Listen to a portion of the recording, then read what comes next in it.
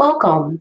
Welcome to week 4, part 1 of problem solving justice and restorative courts and leading social change. This is by far one of my favorite and I think most exciting parts of the course because so many of my students uh, are really interested in implementing uh, problem solving justice initiatives and programs in their communities, and you just can't really do that unless you really understand the evidence-based model that we are going to share in these next few parts of our lecture. And week 1 is really beginning the conversation of learning about Kutter's 8-stage framework to leading change. And in this first segment, we're going to talk about why most transformational efforts to lead in transformative change fails. So first of all, let's introduce the leading change theory to you. First of all, retired now, John P. Kutter, distinguished Harvard Business School professor and management guru, identifies 8 essential stages to successful transformational change in his book, a classic, but so popular, and it's called Leading Change.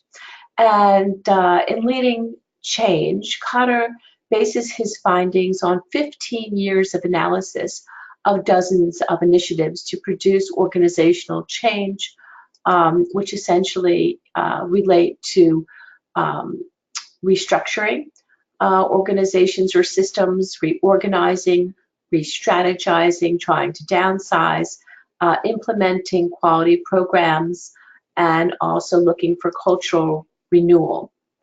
In Kutter's 8-stage framework, he talks about the significant reasons leading to failures involving change. One has to do with why it's so important to understand why mistakes are made, that we really need to be able to have an advanced roadmap to achieve transformational change, and having a roadmap in advance helps introduce the change to your stakeholders and your coalitions, and to be able to talk about the change and the problems that you're looking to solve and the strategies that you're looking to introduce. Why leadership is so important and how it drives change and why it's always going to be important. Kutter talks about the economic conditions in the 21st century, that we, of course, are in a global economy, that we're still, certainly in my jurisdiction, still recovering from the economic crash of 2008, and we need to understand new demands of a global knowledge and technological economy. In Leading Change, Kutter notes that the results of organizations' attempts to create change have largely been very disappointing. He notes the carnage has been, quote, appalling, with wasted resources, burnt out staff, and scared and frustrated employees. He looks to error number 1, which he defines as too much complacency. According to Kutter, the first and most significant mistake has to do with the fact that launching these initiatives without first creating a high sense of urgency leads to fatal errors. Many reasons for this include the next few slides. That includes overestimating how much tolerance organizations have for big change, underestimating how hard it is for people to move out of their comfort zones. Oftentimes, leading change, those that are in charge of this process, they lack patience. They become paralyzed when confronted with resistance that people really kind of want to stay in the status quo.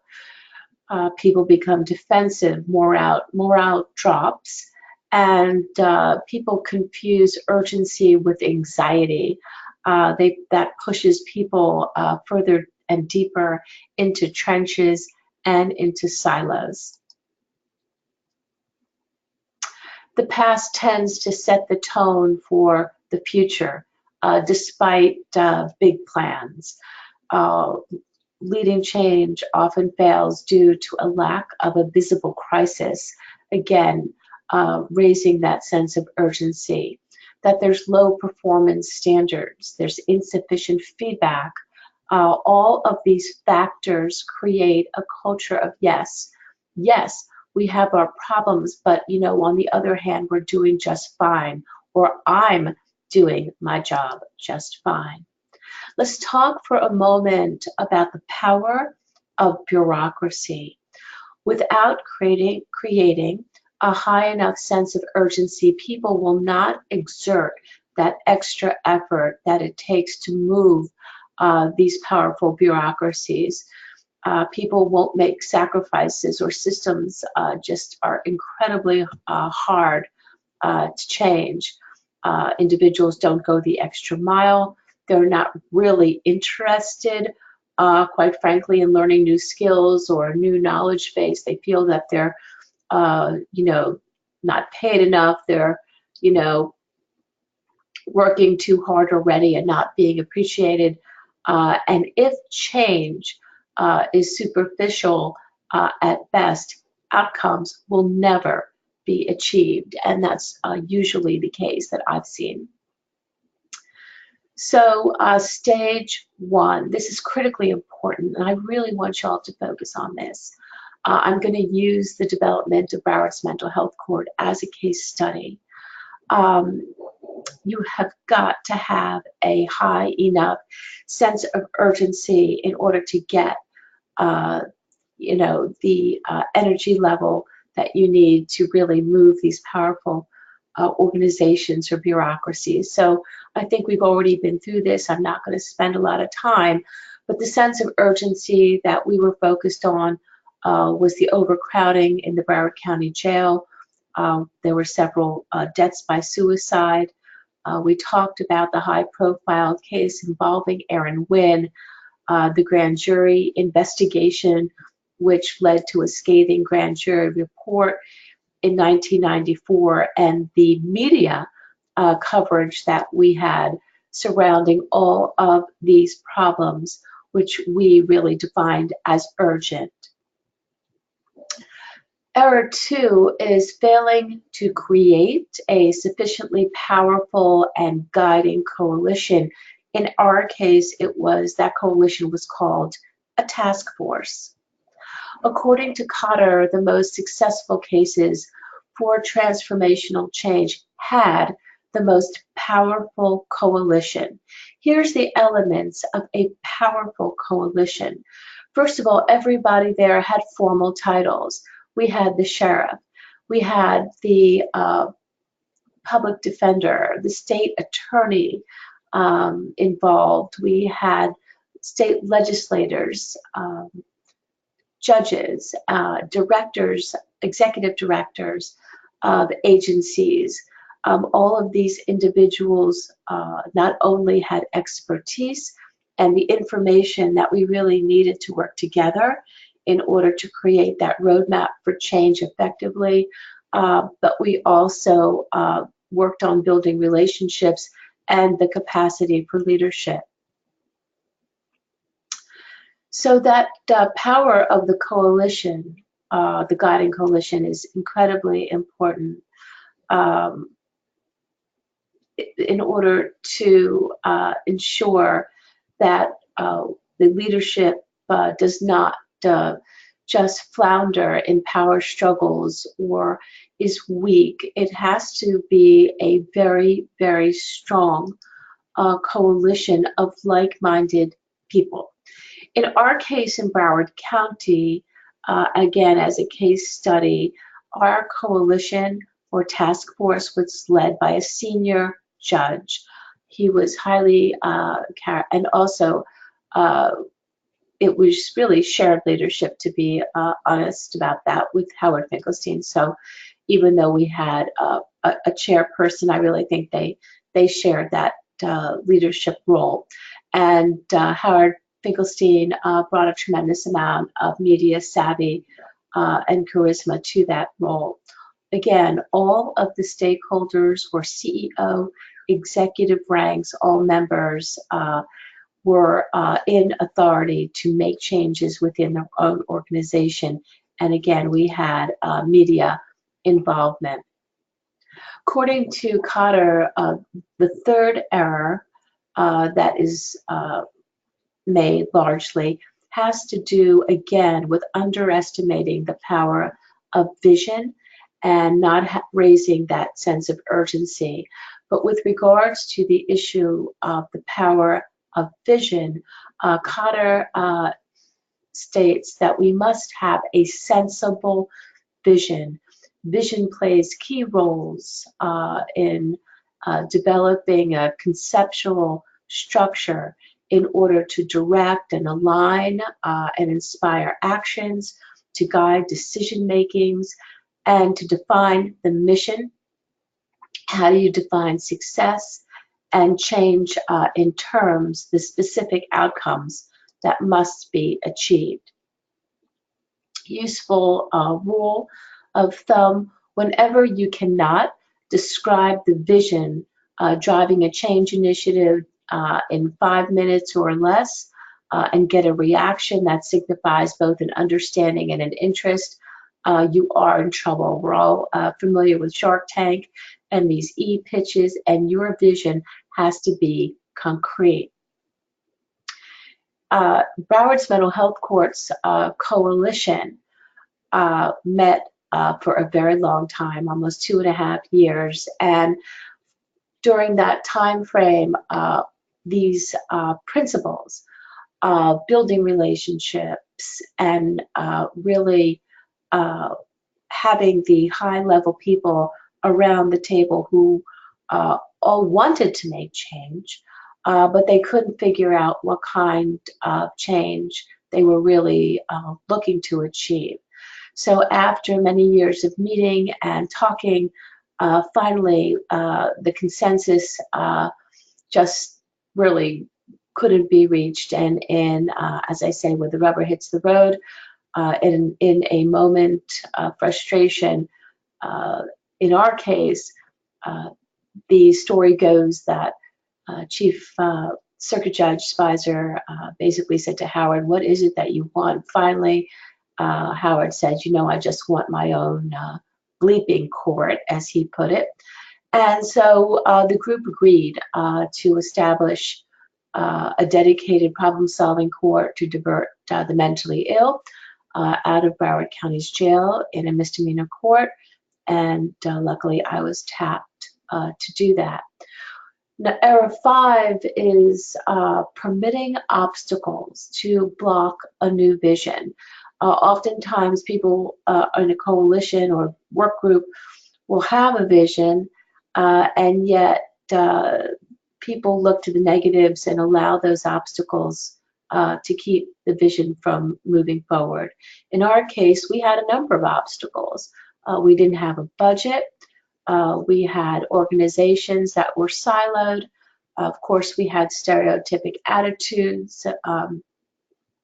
Generally, we did not have the skills and competencies that we needed across all systems and in our county and community.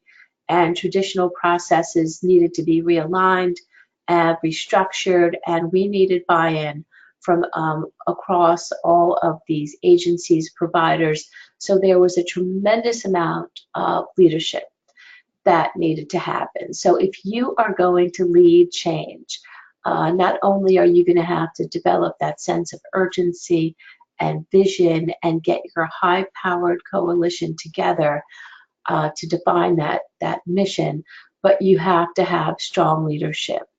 That leadership needs to be clear in order to overcome the obstacles. For example, those obstacles that I just articulated. Your leadership has to stay on message.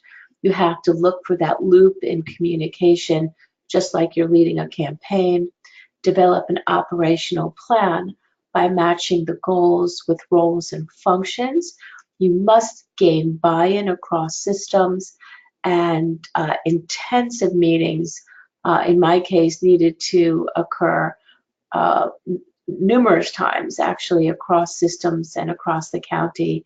And while leadership styles may vary at times, you must make sure that you're focusing on the obstacles that must be overcome. You have to teach as you go. You have to always relate the benefits into why change is so important. And of course, this change has to be anchored over time. You really have to be bold and give away credit to everyone that you're working with. Don't keep it for yourself as you lead the change forward. Error 6 has to do with failing to create short-term wins. A real transformation, authentic transformation, not superficial transformation, takes time. If there's no short-term wins, stakeholders or employees oftentimes will give up. So make sure within 6 to 18 months, according to Kutter's 8-stage framework for leading change, you reward short-term wins. A huge and very common mistake is declaring victory too soon. Until change is instilled in the culture and rooted, short-term change can be fleeting and flimsy. Overly enthusiastic initiators with too little sense of urgency, they look for a big win that simply does not last. So according to John Kutter, sometimes even smart people just stumble into that hole and they jump in with both feet. Neglecting to anchor changes firmly into your organization or corporate culture or systems is simply absolutely a terrible mistake. Why? Because dogma, that unstated, invisible understanding of shared values of organizational culture, is so powerful. For Kata, until new behaviors are rooted in social norms and shared values are developed, they are always subject to degradation as soon as the pressures associated with that change effort are removed. Also, don't forget about deliberate succession decisions to make sure that the cultural change that you put in lasts. As we talk about all of these great problem-solving strategies and models across the landscape, we know that that entails leadership.